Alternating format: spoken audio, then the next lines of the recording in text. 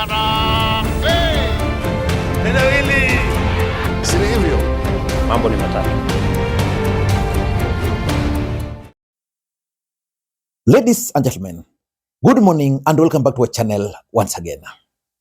I've always opined on this platform on many occasions that in politics nothing happens out of mere coincidence, and that everything in politics is normally well planned, well scripted, and executed to achieve a specific political objectives. Nothing in politics just happen for the sake of it. Is Fred Okengo Matiang'i a status project? That is the question I want us to answer in this video. Because yesterday, one of Rigathi Gachagua's closest political ally and his personal lawyer, Njiru, accused Fred Matiang'i of being a state project. Is Matiang'i a state project? Njiru made the allegations during a highly charged interview in one of the vernacular stations in Mount Kenya. Matiang'i project. Yeah, thirikari. What do you mean? Is a state project. NIS, National Intelligence Service. And it's important because of the timing. Rigathi Gachagua is supposed to be back into the country tomorrow. Then his closest ally is accusing Fred Matiang'i of being a state project. Ladies and gentlemen, before we get into all those details, in case you are watching this channel for the first time, please take a second or two, click the subscribe button so that next time we produce a video like this, YouTube will automatically notify you. And to the subscribers, I want to continue thanking you guys for your continued support. Because without that support, this channel cannot be where it is. Ladies and gentlemen, for us to understand whether Fred Matiang'i is a state project as alleged by Rigathi Gachagua's ally or not, we need to first of all look at those who are running for the presidency in the loyal opposition.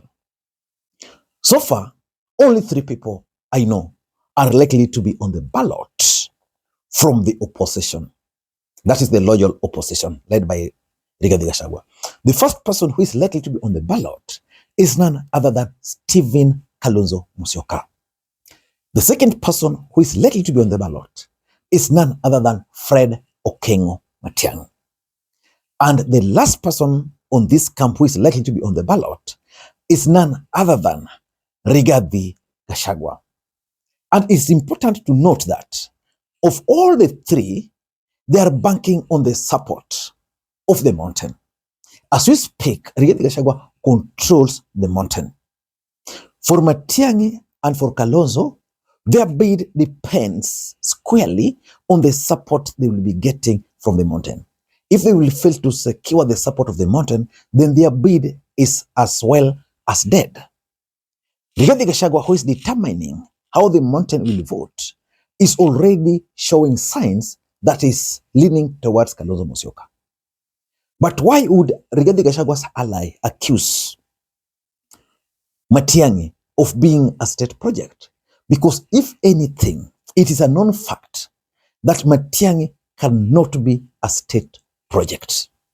Matiang'i is a project, and I want you to mark this, is a project of the American government. And that's why even the government itself fears or feared the entry of Fred Okengo Matiang'i. Ladies and gentlemen, Advocate Njiru has already issued an apology over that particular statement. But the damage is already out there. The fact is he has already communicated what is in the thinking of the people around Rigathi Gachagua. Let us go through the apology by Advocate Njiru. It says here, I have noted that my statement made on Kameme TV this morning, that was yesterday, has caused unnecessary alarm, and the same has been construed to mean that the united opposition is no longer united. The truth is, there is no way a key player in that camp can accuse a co-principal of being a state project, and then you say that it is still united. He proceeds here. My views were provoked and influenced by a number of political statements that have been issued by some leaders hailing from the Basagusi community. That's an excuse. He's making reference to a statement which was made by Anthony Kibagende. In that statement, Anthony Kibagende had suggested that they are going to push Matiang'i to the end, whether he's going to get only 900,000 votes so that he can negotiate with the others. But those were just statements, political statements by Anthony Kibagende. And he's proceeding here. I have spoken to our brother Fred Matiang'i, and he has, listen to the tone, confidentiality confined in me that he is firmly in the opposition. I even don't understand why Matiang'i had to explain himself to this gentleman, because if anything, the person he ought to have sought an explanation from was a fellow co-principal, Rigathi Gachagua himself. And he's proceeding here. Therefore, in the spirit of unity and our resolve to have one-term movement retain the necessary momentum, I would wish to unconditionally retract the said statement. I equally convey my apology to my brother Fred Matiang'i for any inconvenience occasioned. And he has copied here Kalonzo Musyoka and Rigathi Gachagua. Ladies and gentlemen, in politics, nothing happens out of mere coincidence. What do you think were the objectives which Advocate Njiru wanted to achieve by accusing Fred Matiang'i of being a state project? For me, number one, there is a silent war in the opposition over the flag bearer. Who will fly the opposition flag in 2027? That is why I began my video by listing the three potential presidential candidates in that camp. If you were to remove Rigathi Gachagua out of the picture, then we are left with the two individuals, Kalonzo and Fred Matiang'i. Based on the way I've observed Rigathi Gachagua's team, they're leaning more towards Kalonzo. But the truth is, Fred Matiang'i is a serious candidate. And that can explain why Matiang'i was in Meru and the allies of Rigathi Gachagua boycotted his event. So there's a silent war. That's number one. Number two, and this is something which we can't run away from, there is the Uhuru Kenyatta's link in Fred Matiang'i's bid. Matiang'i has made it very clear that he served under Uhuru Kenyatta for 10 good years. That's a fact he can't erase. He has also made it very clear that Jubilee Party has actually approached him to become their candidate. But because of those links, Rigathi Gachagua's camp are not comfortable with Matiang'i.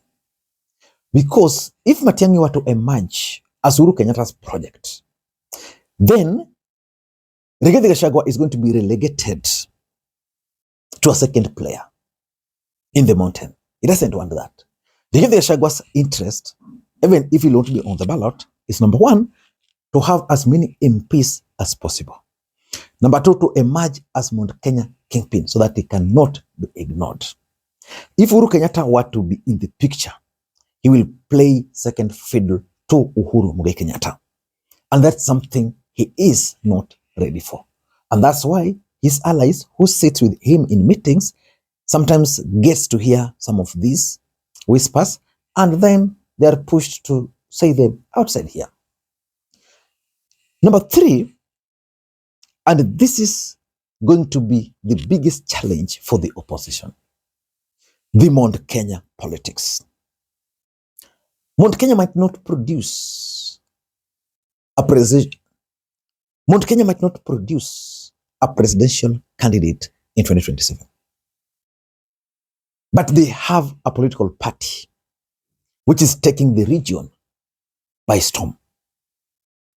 DCP party. But strangely, Fred Matiang'i is acceptable on the ground. The residents of the mountain are saying, for us, we don't have any problem with Matiang'i. Matiang'i is our candidate. But you have another party here which is very popular. The leadership of that party doesn't want Matiang'i. What is going to mean is that Matiang'i will then decide to start going to the ground on his own, the way he did in Meru. And that will not sit well with Rigathi Gachagua because they're going to create competition on the ground. I'm 100% sure that if Matiang'i were to be the opposition presidential candidate, the politics of the mountain is going to change drastically. Because I'm looking at a possibility of Matiang'i pairing up with Peter Munya. Ladies and gentlemen, the last reason why they are accusing Matiang'i of being a state project is because there's that chance of Rigathi Gachagua being on the ballot as a presidential candidate in 2027. And Rigathi Gachagua will be on the ballot not to win. And I've always told you that if there's one man who could be state project without knowing, then that man may be Rigathi Gachagua. Because William Ruto is keen on splitting the opposition. The day Rigathi Gachagua will declare his interest, I can assure you, Matiang'i will run, Kalonzo will run. That will be the end of the opposition. A rerun will definitely be occasioned because if all the three will be running, none of them will win 50% plus one vote, even the current president. So a rerun is going to be forced. And based on the numbers of the mountain, there is a high chance that Rigathi Gachagua can actually become number 2 or number 1. Ruto will either be number 1 or 2. Rigathi will either be number 1 or 2. But none of them will qualify to be declared the president of the Republic of Kenya.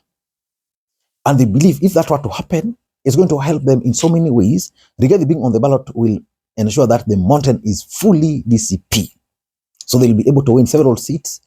And because politics is about interest, people like Njiru will find their way in parliament. And a runoff with Rigathi, they believe that because Kenyans are angry with William Ruto, then they can easily rally around Rigathi Gachagua. And that's why their biggest threat, Fred Matiang'i, is giving them serious political headache. So to deal with him in the mountain, they must portray him as a state project. I don't know what you think. That's my take. Until next time, this is Lee Makwiny. Bye-bye.